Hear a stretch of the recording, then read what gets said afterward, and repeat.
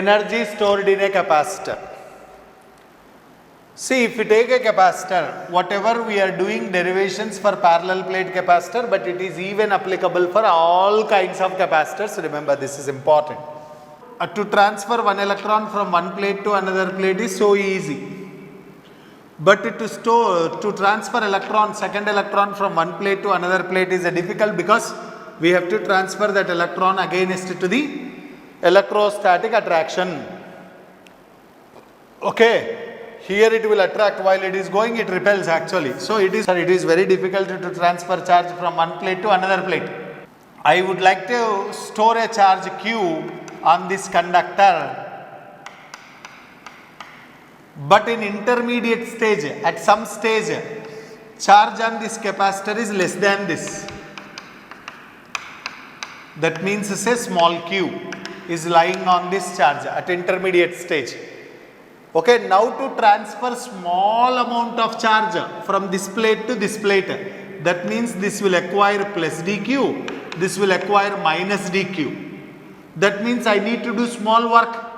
That small work is say dw. We know w is equal to q into v. So small charge I have transferred from this plate to this plate. Before adding this charge, potential difference between the plates I will take v. After adding small amount of charge to the plates, potential difference I will take it as almost same. Okay, if more charge transfer, definitely considerable amount of potential difference will take place. I will transfer a small charge in such a way that potential difference between the plates before and after is almost same. So that's why potential difference I will take it as a V. Okay. To calculate the total work done, I have to do integration. Okay. So integral of dw is equal to integral of dq into v. Okay. See, here I have to integrate it from no charge to q charge. Okay. This is plus q and this is minus q. Is it clear? We know from our basics, q is equal to cv. That means this potential difference v is equal to q by c. That I will substitute in the equation. Integral of dw is equal to integral from 0 to q. Potential difference between the capacitor plate is replaced with the charge present on the capacitor.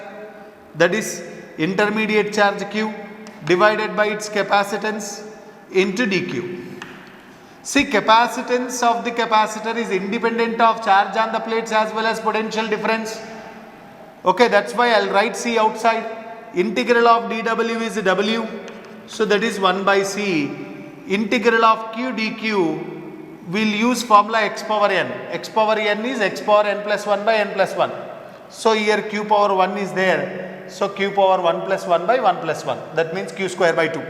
So if you do integration 0 to q, q dq, you will get w is equal to 1 by c q square by 2 from 0 to capital Q.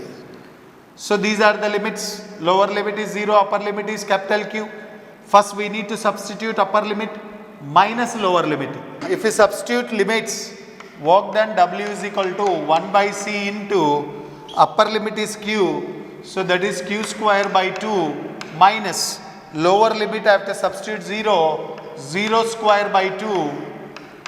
So 0 by anything is 0. So work done is equal to q square by 2c. This work done only will be stored in the form of potential energy. Work done is equal to change in energy. That is, that change in energy is now potential energy according to work energy theorem. So potential energy U is equal to q square by 2c. Okay, we can even express this energy in different forms. So U is equal to, we know Q is equal to CV. So that means if you substitute here CV, you will get C square V square by 2C. Once C cancel, then you will get half CV square. And one more way of expressing this U is equal to, I know CV is equal to Q. Here I have CV square. So that's why I will write half CV into V. CV is Q. So that's why that is QV by 2. That means we have potential energy expressions, 3 different expressions. One is Q square by 2C we have derived, and next one is a half CV square, next one is QV by 2. See here carefully, if you want to transfer a charge Q from one place to another place, we will do work done is QV, okay, but here energy is QV by 2, that means 50% of work only will be stored in the form of potential energy, remaining 50% is dissipated in the form of heat, because there I am doing work against to electrostatic attraction or repulsion. So that's why 50% of energy will be wasted, dissipated in the form of heat, and 50% of energy will be stored in the form of potential energy in the capacitor. So energy stored, energy lost, formula is same, that is of CV square or Q square by 2C or QV by 2.